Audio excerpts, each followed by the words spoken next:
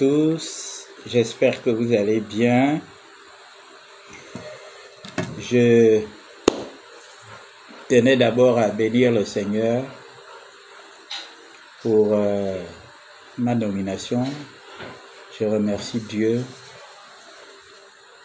je remercie le président de la République, son Excellence Brice-Clotaire Oligui Nguema qui a validé ma nomination. Je remercie également mon ministre, Laurence Ndong, qui a toujours cru en moi. Je remercie cette dame qui est une machine. Ouais, c'est une bosseuse. Et je suis fier aujourd'hui d'appartenir à son équipe. Je ne regarde pas tant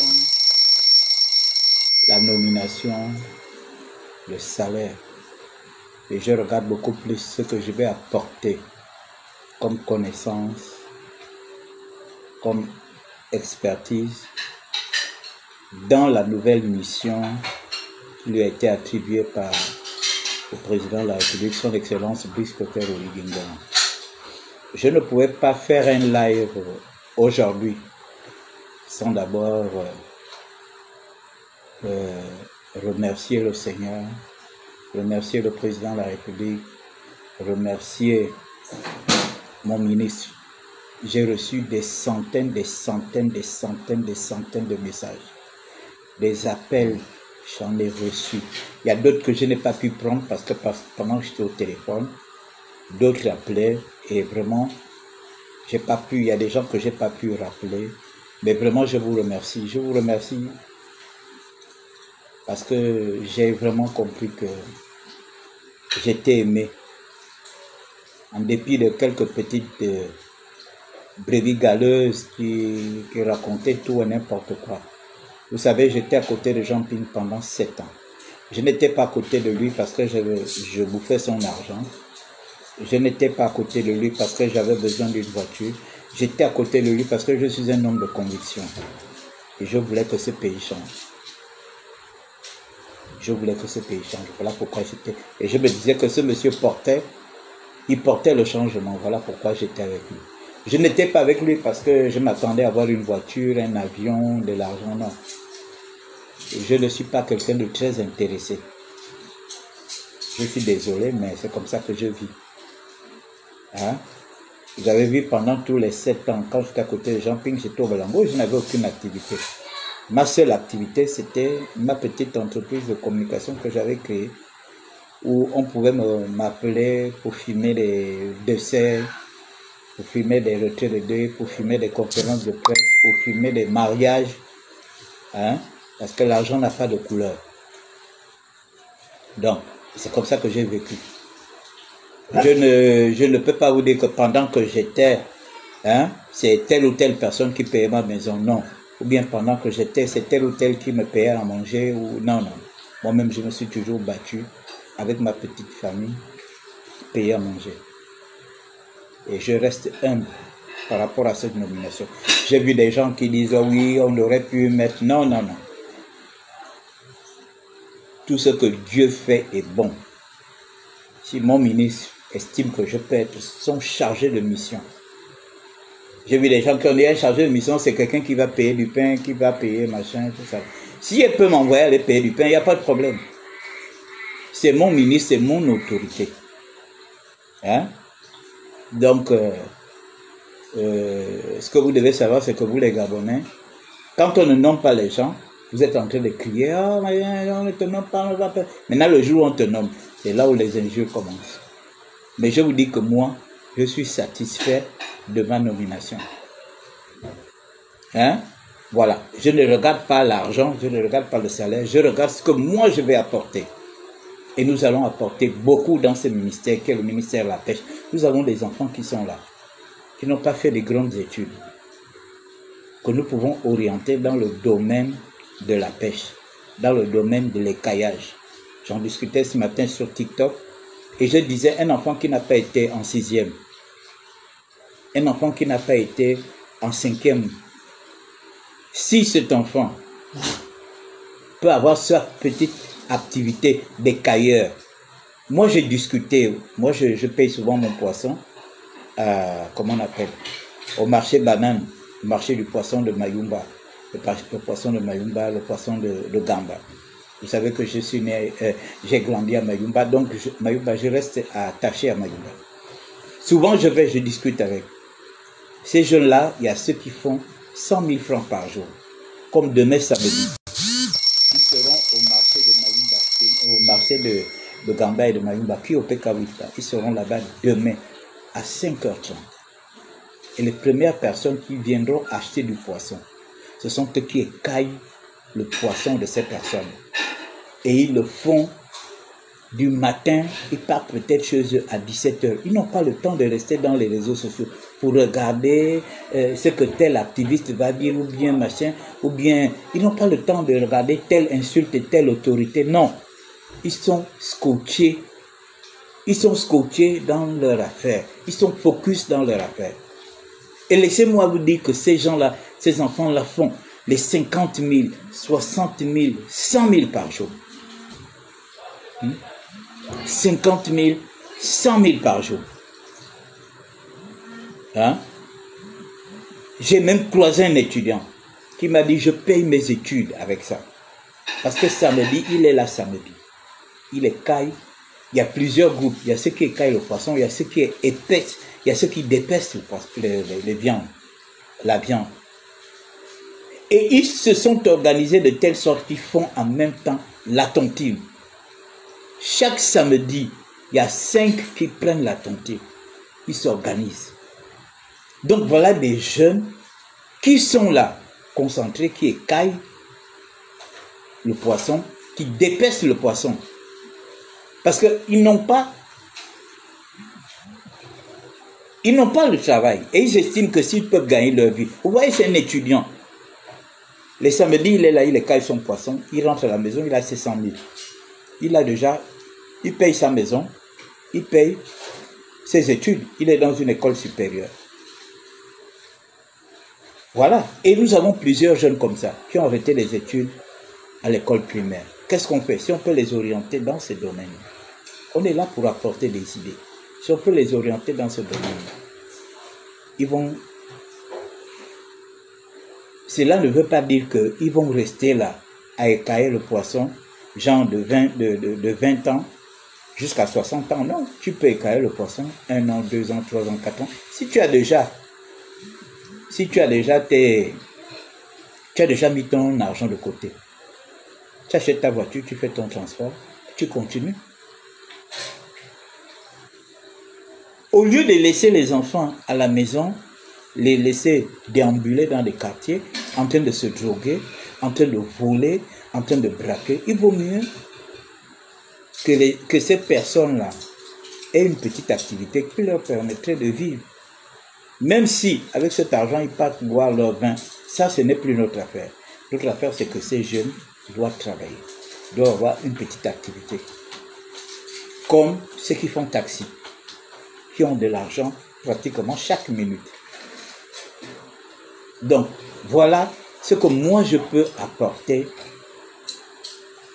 ce que je peux apporter à côté de mon ministre. Je ne regarde pas le salaire, je ne sais pas combien on gagne, je ne sais pas ce que j'aurai à la suite, mais je sais ce que j'ai gagné déjà. Donc, je remercie les autorités, je remercie Dieu pour cette nomination. Hein? On ne néglige pas les faibles commencements. Donc, moi, je suis content. Je suis très content. Je suis reconnaissant. J'ai vu les gens, oui, c'est le konabilisme. Ça, c'est votre affaire. Le konabilisme est une idéologie des pérégistes. Moi, je n'ai jamais été pérégiste. Même en rêve, je n'ai jamais été pérégiste.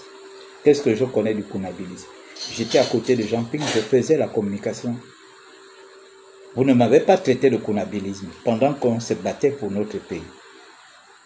Je soutiens un chef d'État qui m'a libéré. Beaucoup d'entre vous, vous ne me connaissez pas. Il y a des gens qui me découvrent là. Les nouveaux activistes et les 3%. beaucoup vous ne me connaissiez pas parce que justement, ça ne vous intéressait pas. Il a fallu que Brice Clotaire prenne le pouvoir pour que tout le monde aujourd'hui se rende compte que, ah, donc je peux exister, donc je peux aussi insulter les gens dans les réseaux sociaux, donc je peux faire ci, donc je peux faire ça, donc je peux venir raconter tout et n'importe quoi. C'est ce que nous voyons aujourd'hui. Moi, je suis là depuis 2009 dans les réseaux sociaux et je ne suis jamais allé au-delà de l'extrême, insulter les parents des gens, rentrer dans la vie privée des gens. Je n'ai jamais fait ça, ça ne m'intéresse pas. Je suis dans les réseaux sociaux pour informer, pour conscientiser, pour conseiller. Voilà. Je ne suis pas là pour venir parler de ma famille. Je ne suis pas là pour venir parler des familles des autres. Je ne suis pas là pour venir affabuler sur les gens, pour venir diffamer sur les gens. Non. Parce que nous sommes un petit pays, on se connaît tous. Si je ne vous connais pas, je connais certainement un de vos parents. Ou bien, voilà, c'est comme ça. Donc ça ne sert à rien qu'on se chiffonne dans les réseaux sociaux, qu'on vienne raconter tout et n'importe quoi. Parce que le Gabon, c'est un petit pays. Nous ne sommes pas nombreux. Et nous ne devons pas nous comporter comme ceux qui ont les 30 millions d'habitants, 50 millions d'habitants, qui, pour la plupart, ne se connaissent même pas. C'est pour la première fois qu'ils se voient dans les réseaux sociaux. Hein? Donc, voilà un peu, je suis très content. Je remercie tous ceux qui m'ont envoyé des messages de félicitations, d'encouragement. Hier, on m'a dit, mais finalement, le conseil des ministres, là, c'était pour toi ou bien c'était pour eux? J'ai dit, ah, vraiment, je ne sais pas. Je remercie tous les abonnés qui m'ont envoyé des messages. Je remercie aussi ceux qui m'ont insulté, voilà, parce que vous tous là, j'ai compris que j'étais important. Hein?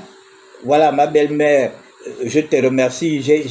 Malheureusement, je n'ai pas pu te rappeler. Hein?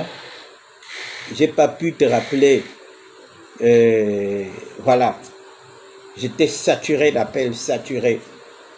Donc, je remercie toutes les personnes qui m'ont félicité, qui m'ont envoyé des messages. C'était gentil. Il y a d'autres qui m'ont même fait le dépôt. Voilà, ça c'est ta bouteille de champagne. Ça c'est le... Bon. Les gens qui m'ont fait le dépôt. J'ai là au moins 4 dépôts. Oh, ça c'est ton champagne. Oh, ça c'est ton champagne. Ok. Champagne. Voilà. Donc, mesdames et messieurs, vraiment je vous remercie. Je vous remercie. Je remercie tous mes abonnés qui m'ont envoyé des messages sympas et tout. Sans vous, vraiment, sur Facebook, je ne suis rien. Vous voyez, vous êtes déjà plus de 30 000 à être abonnés sur ma page. Ça prouve à suffisance que ce que j'ai dit, hein, vous êtes à 94,85% d'accord avec ce que je dis. Et si vous continuez à vous abonner, c'est parce que vous êtes intéressé par ce que nous avons fait. Nous sommes des soldats de la République. Nous sommes les soldats de la 5e République. Je suis un chargé de mission de la 5e République. L'histoire retiendra. L'histoire retiendra que quand il y a eu la 5e République, quand on mettra le nom des chargés de mission, mon nom va y figurer. Voilà. Je rentre dans l'histoire de la 5e République. Ceux qui veulent rester dans la 4e République, avec les comportements de 4e République, la sauvagerie de 4e République, l'esprit villageois de 4e République, ben vous restez. Moi, je suis un acteur de la 5e République. Donc, vous voyez que à cette République, je rentre dans l'histoire de la 5e République. Parce que le 12, c'est le 12. Retenez ça. C'est désormais mon slogan. Le 12, c'est le 12. Nous ne nous sommes pas levés le 12. Nous ne nous sommes pas levés. Vous voyez, les gens pleurent aujourd'hui. Vous pleurez quoi? Je vois des gens qui font des vidéos.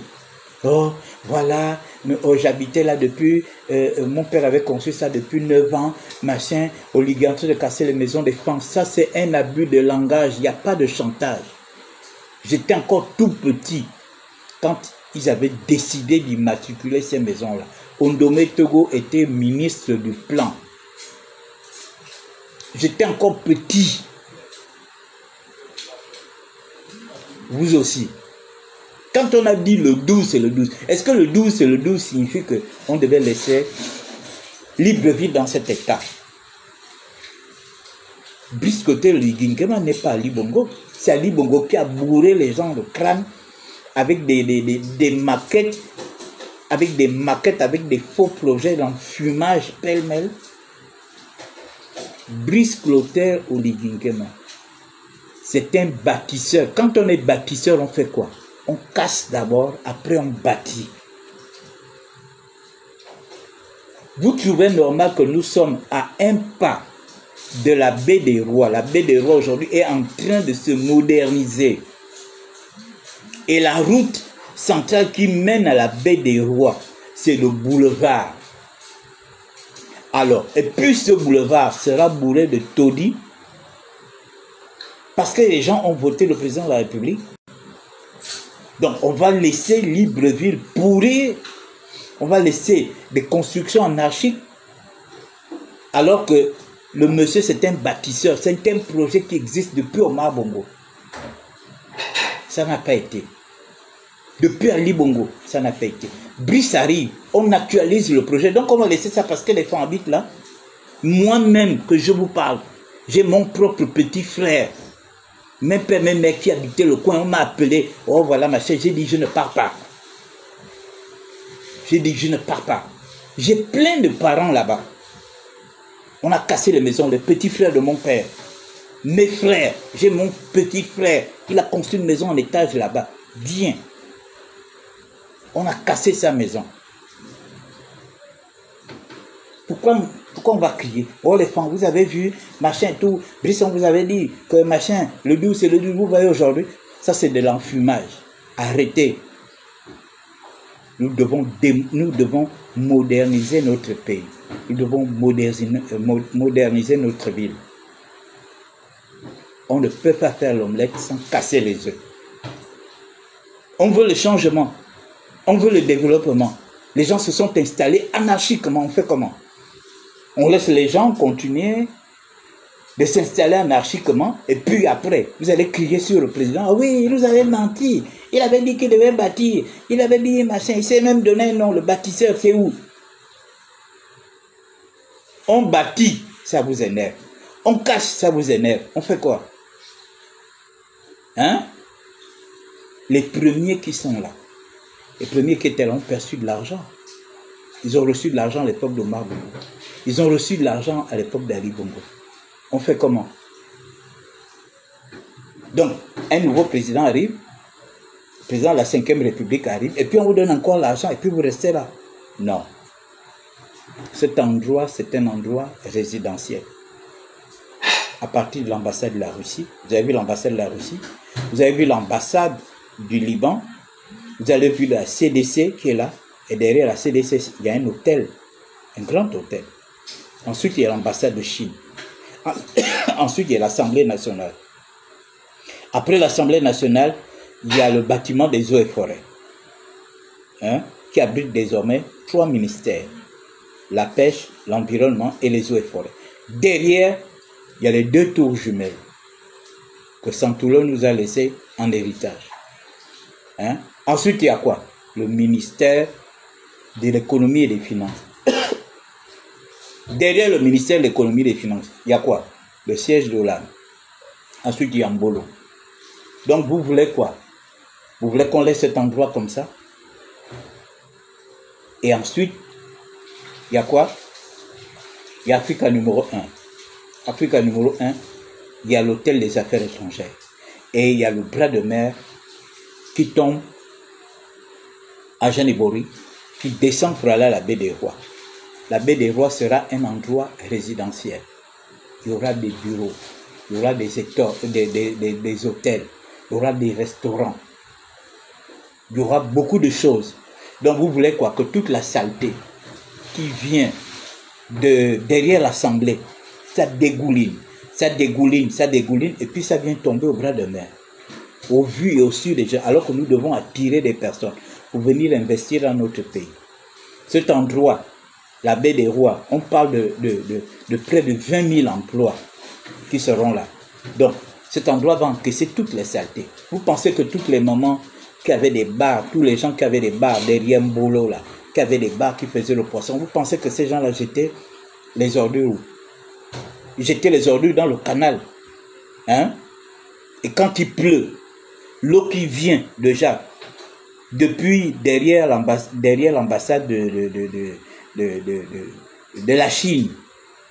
Donc ça dégouline, ça doit dégouliner et ça ramasse les écailles de poisson, tous les arrêts de poisson et tous les riz, ça dégouline, ça descend jusqu'au bras de mer, c'est ça? Donc Libreville n'a pas le droit de se transformer, Libreville n'a pas le droit de se développer. Nous sommes à un bras, la seule route qui passe, qui revient du boulevard pour aller à la baie des Rois. C'est celle du boulevard. Donc le boulevard doit être un dépotoir. Vous ne voyez pas qu'il y a des bâtiments administratifs. En face, nous avons le Sénat, nous avons la mairie de Libreville, l'hôtel de ville. Hein? Nous avons l'immeuble du pétrole, nous avons la primature. Hein? Nous avons le bâtiment de la CAC, ainsi de suite. Donc ces endroits-là, il ne doit avoir que des immeubles, que des bâtiments de haute dimension. Et puis on va laisser les gens s'installer là n'importe comment, parce qu'ils sont là depuis je ne sais pas combien d'années, c'est leurs parents qui sont là. Est-ce qu'ils ont des titres fonciers? Non. On ne peut pas faire l'omelette sans casser les œufs. C'est désolant ce que nous voyons. On a vu des familles dehors avec des affaires. J'ai vu là une vidéo où les gens étaient en train de piller le magasin parce qu'ils ont cassé même ils ont cassé même chez le père de Créole. Ils ont cassé chez le père de Créole et tout ça là. Parce que moi j'ai grandi à Plénoreti. Je connais tous ces endroits là. Moi j'ai grandi à Plénoreti, mais l'autre côté vers la Gabopri. Donc je connais ces endroits là. Mais ces endroits étaient devenus insalubres. Il y a des dealers là-bas, des fumeurs de chanvre, des vendeurs de kobolo et tout ça là. C'était devenu insalubre. Il y avait de la prostitution. On ne peut pas accepter ça. Nous sommes à la 5e République. Si vous avez accepté ça à la 4e République, nous ne pouvons pas. Je suis désolé, moi-même j'ai mes parents qui habitaient là-bas, mais il était temps qu'ils partent. Il y a des gens qui ont pris de l'argent. Moi je connais. Je connais quelqu'un qui avait pris de l'argent et il est allé construire la Bikele. Sauf qu'il avait laissé sa maison en location. Bon, je crois que là, ces locataires ont été cassés. Ok, mais allez-y arranger ça avec vos propriétaires, avec vos bailleurs.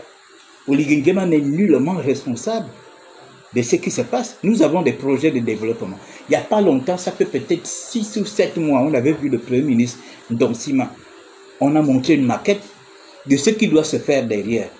Et le Premier ministre Donsima était descendu sur le terrain. Est-ce qu'il n'était pas descendu sur le terrain? Puisqu'il y avait déjà une entreprise qui était déjà en train de viabiliser cet endroit. Qu'est-ce que vous avez pensé? Que bon, non, ce sont les mêmes choses. Les Gabonais, c'est comme ça. Les projets s'arrêtent à la bouche et puis on ne voit rien.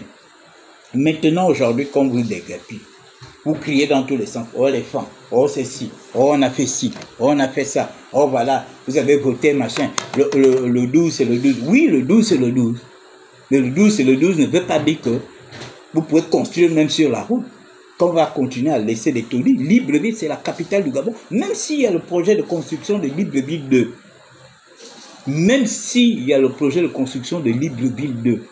Il y a le projet de construction de la baie de la Monda. Mais nous n'allons pas laisser Libreville 1 comme une porcherie. Parce que la capitale, c'est Libreville. Donc le président va résider à Libreville. C'est à Libreville que les autorités viendront. Les invités viendront. Les invités ne viendront pas à Libreville 2. Libreville 2, ce sont des nouvelles villes que nous sommes en train de créer. Hein? Des nouvelles villes pour nos enfants et nos petits-enfants. La baie de la Monda, c'est pour nos enfants et nos petits-enfants. Mais nous-mêmes, nous vivons à Libreville 1. Mais nous n'allons pas laisser Libreville 1 comme une porcherie. Hein? Nous n'allons pas laisser Libreville 1 comme une porcherie. Voilà, on ne va pas laisser. Donc il y a d'autres quartiers, vous voyez là, ils sont déjà en train de discuter avec les gens du 3 quartiers. Parce que 3 quartiers, ce sont les maisons des fonctionnaires. Ce n'étaient pas des maisons qu'on avait attribuées gratuitement aux gens. Pendant que tu travaillais, tu es fonctionnaire, tu étais logé. Maintenant que tu as pris la retraite, tu ne peux plus continuer de demeurer là. Et ces endroits sont devenus insalubres. Il y a des bâtisses qui doivent être construite là. Il faut que les gens comprennent ça. Il faut que les gens comprennent ça. Le développement a un coût, le développement nécessite. On a vu Alassane Ouattara qui a fait casser une grande partie d'Adjamé parce que parce qu'il a investi là-dessus. Si c'est cassé, ce n'est pas cassé. Le président ne construit pas ses maisons. Ce que vous ne connaissez pas, c'est que la cité Mérode, le prolongement de la cité Mérode, ce sera derrière l'Assemblée. La cité Mérode va abriter 14 immeubles. Mais la cité, l'autre, hein, derrière l'Assemblée, ça va abriter 8 immeubles encore, ministériels. Donc on fait comment?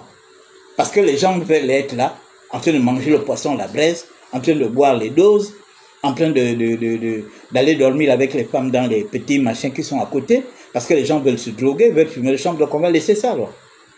Et puis on dit, allez, pas de développement, c'est ça? Non, moi je suis désolé.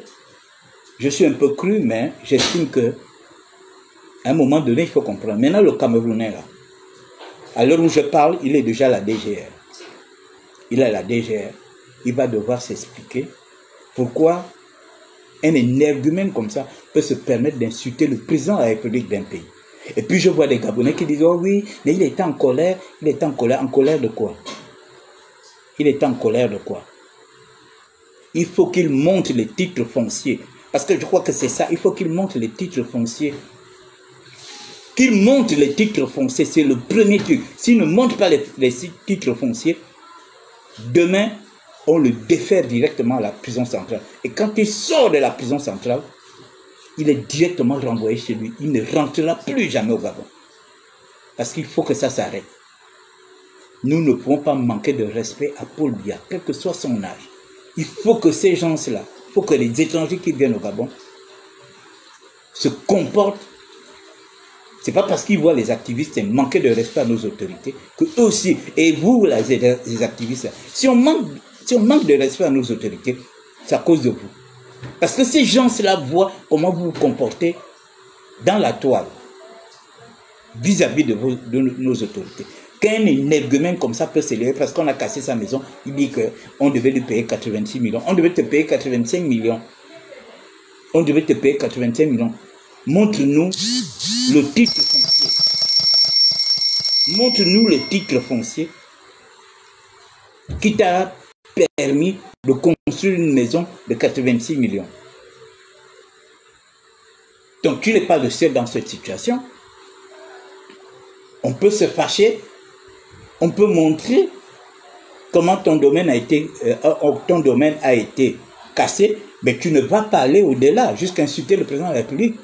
Est-ce que le président casse? Est-ce que c'est le président qui casse? Est-ce que le président casse? Est-ce que c'est lui qui casse? Est-ce qu'il vous a dit que en cassant là, je vais construire une maison où je viendrai habiter avec ma famille? Alors c'est quoi ce manque de respect? Hein?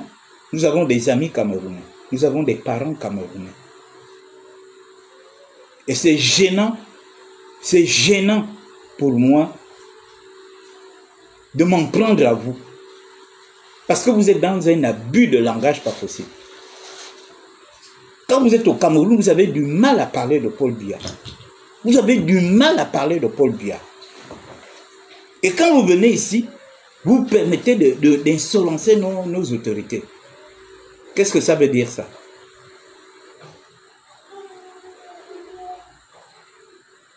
Tu dois aller à la prison centrale. On va t'infliger aux mains. On va d'abord regarder quel âge tu as. Si tu as 40 ans, on te donne 20 ans d'emprisonnement. Comme ça, tu sors de là-bas 60 ans. Et quand tu sors de là-bas 60 ans, tu fous le camp dans ton pays. Ça veut dire quoi? Il y a un proverbe chez nous, enfant, qui dit, hein? Quand tu vas à un décès, la manière dont tu trouves un corps allongé, toi aussi tu t'assois, tu restes dans ton coin. Pourquoi vous ne pouvez pas faire ça? Tu viens au Gabon, tu penses que tu es le seul à qui on a cassé la maison? Vous avez vu les maisons qu'on a cassées? J'ai vu un monsieur, une maison en étage puissante. Même mon parent qui habite là-bas, et Kouagé. Je crois que si on essaie d'évaluer tout ce qu'on a cassé, quoi, c'est près de 300 millions. Parce qu'il avait même un hôtel. Alors, vous l'avez vu descendre pour venir insulter le président? Et pourtant, c'est un homme politique. Vous l'avez vu descendre pour venir insulter le président? Et puis toi, tu te lèves, tu viens faire une vidéo. C'est pas un acte de défiance, ça. Tu fais une vidéo où tu montres ton fils jusqu'à insulter le président de la République.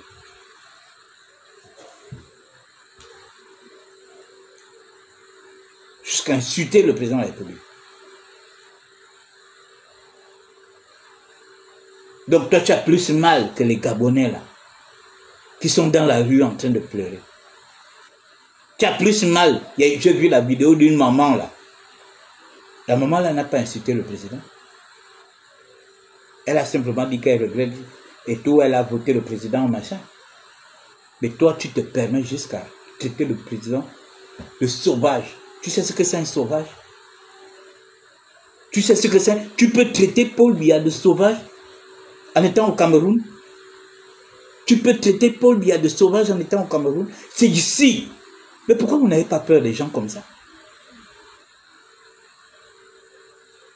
Pourquoi vous n'avez pas peur des gens? Tu peux traiter Paul Biya de sauvage? Ton compatriote? C'est lui qui vous torture là-bas? Tu peux traiter Paul Biya de sauvage? Tu viens traiter Brice Côté Oligingema de sauvage? C'est pas un acte de défiance? Donc tu défies, c'est nous que tu défies. Que vous allez m'emmener où? Il faut qu'on te défaire demain. Il faut qu'on te défaire demain. Et là, on va s'occuper de toi à la prison centrale. On doit te déférer demain. Voilà les vrais, voilà ce qu'on appelle outrage au chef de l'État. Ça, c'est ce qu'on appelle là, outrage au chef de l'État. Tu es foutu. Et quand tu sors là, tu prends. En Guinée équatoriale, on t'aurait exécuté. Manquer de respect à Paul Biya. Obiangema. Toi, tu le viens de l'étranger, tu le viens du Gabon ou du Cameroun et tu viens manquer de respect à Obiangema. Tu es foutu. Ici, là, tu vas d'abord prendre 20 ans d'emprisonnement. On va calculer quel âge il a. Quand je regarde, j'ai vu sa photo là. Quand je regarde, c'est quelqu'un qui doit peut-être avoir 50 ans. On va te donner 20 ans. Hein? Voilà. Attendez. Voilà. Le voilà. Quand vous le regardez là, il doit avoir 50. Il doit avoir 50 et plus. Voilà. Là, tu es parti pour 20 ans d'emprisonnement. Et quand tu sors de là, tu dois sortir de là plus de 60 ans. On te met directement dans la voiture. Allez, tu peux rester chez toi. Comme ça, tu vas l'insulter Paul Biya. Il sera toujours en vie à cette époque. Ça, c'est quelle sauvagerie. Parce que tu es le seul. Tu es le seul. Tu connais les investissements qui a acheté les créoles. Moi, je connais cet endroit-là. Le père de créole a laissé là peut-être une affaire de peut-être 10 appartements. Sans compter ce que les enfants ont construit autour. Si on essaie d'évaluer là, c'est peut-être 200 ou 300 millions. Même si son petit frère de créole essaie de s'agiter à gauche à droite. C'est tout à fait normal. Mais toi, tu te permets de traiter notre président de sauvage. Parce que tu es tellement fort, tu es tellement puissant. Tu peux disparaître à tout moment. Hein? Tu vas d'abord prendre, on ne te rapatrie pas. On te met d'abord là, tu vas d'abord faire 20 ans de prison. Là où tu es là, tu vas faire 20 ans de prison. Hein? Voilà. Et quand tu sors, on te met direct dans une voiture. Tu ne pars pas en avion. Tu te mets direct dans une voiture. Allez, tu fous le camp dans ton pays. Et tu ne reviendras plus jamais. Même si tu as une femme gabonaise, ta femme reste ici. Ta femme reste ici avec les enfants. Tu retournes seul comme tu es venu. Quelqu'un comme ça, on ne sait même pas s'il a même les papiers. On ne sait même pas dans quelles conditions il est rentré au Gabon. Ça nous apprendra aussi d'encaisser n'importe qui dans ce pays. Peut-être que c'est peut-être que c'est un grand bandit, il est un grand bandit dans ce pays, c'est un grand voleur dans ce pays. On l'encaisse ici. Et bien nous manquer de respect parce qu'on a cassé. Parce que tu es le seul qu'on a cassé. Tu n'as pas vu ce qu'ils ont fait. Jusqu'à Jeanne Ebori, tu ne vois pas toutes les personnes qu'on a cassées. Hein? Jusqu'à Jeanne Ebori, tu ne vois pas toutes les personnes qu'on a cassées. Hein? Tu ne vois pas toutes les personnes qu'on a cassées. Donc c'est toi seul qu'on a cassé. Tu es tellement fâché jusqu'à venir insulter un chef de l'État. Il y a des familles qui sont dehors avec des bagages. Hein?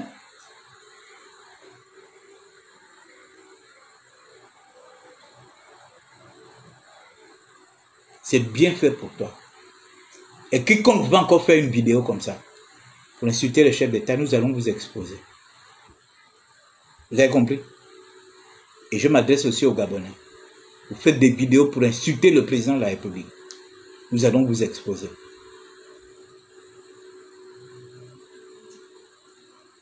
Nous ne sommes pas sauvages. Le Gabonais n'est pas sauvage. Et on ne peut pas copier la sauvagerie des autres. Jamais du tout. Les gens, ils sont sauvages. Ça, c'est peut-être leur éducation. Ce n'est pas notre éducation. Et nous ne devons pas copier l'éducation des autres. Parce que nous sommes des Bantous.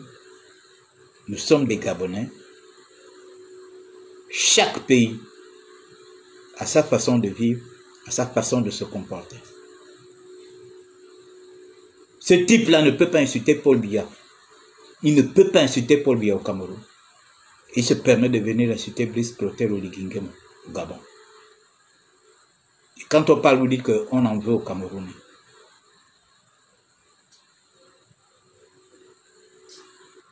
Il y a des Camerounais sérieux qui vivent ici,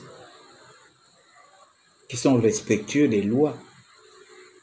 Mais il y a d'autres qui pensent que, je ne sais pas, peut-être qu'il a eu la nationalité gabonaise, je ne sais pas comment il a fait pour avoir cette nationalité gabonaise, mais si tu as la nationalité gabonaise, tu ne la mérites pas.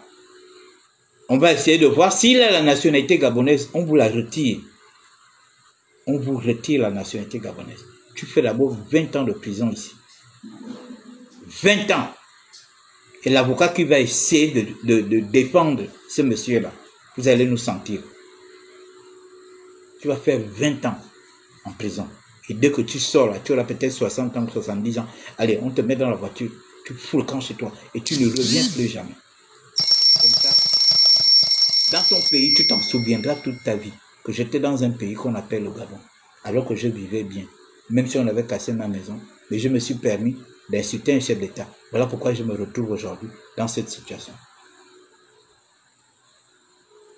Vous avez vu les Gabonais insulter Paul Biya. Les Gabonais n'insultent pas Paul Biya, ni ici au Gabon, ni au Cameroun. Parce que ce n'est pas dans notre culture. L'impolitesse n'est pas dans notre culture. L'impolitesse n'est pas dans notre culture. Voilà. C'est bien fait. On va d'abord bien te machiner là-bas. Bien. Après, tu vas aller à la prison centrale. Tu vas rester avec les petits Gabonais qui sont là-bas. Ils vont bien te taper.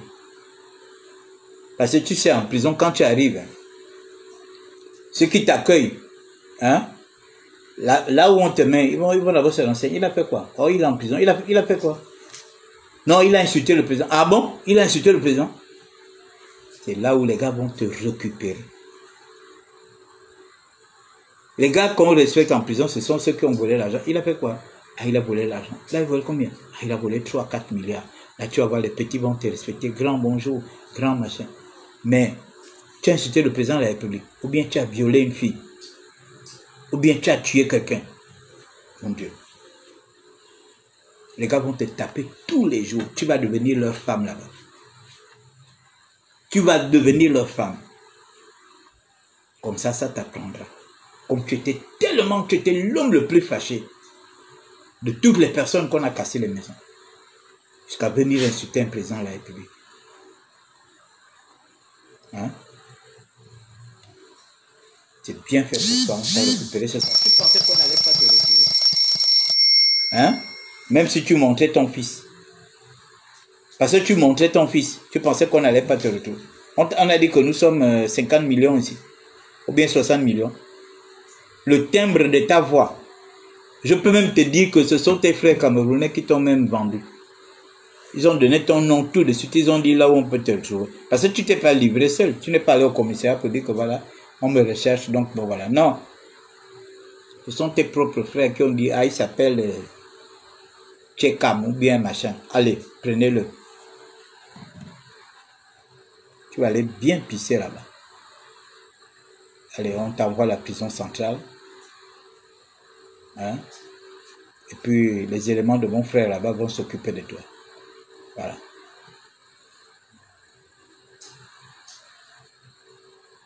Tu as vu? T'as bouillé partout aujourd'hui dans les réseaux sociaux. T'as bouillé partout dans les réseaux sociaux. Tu ne pouvais pas nous échapper. Tu ne pouvais pas nous échapper. Voilà. Bon, sur ce, passez une bonne fête, hein, et que Dieu nous garde.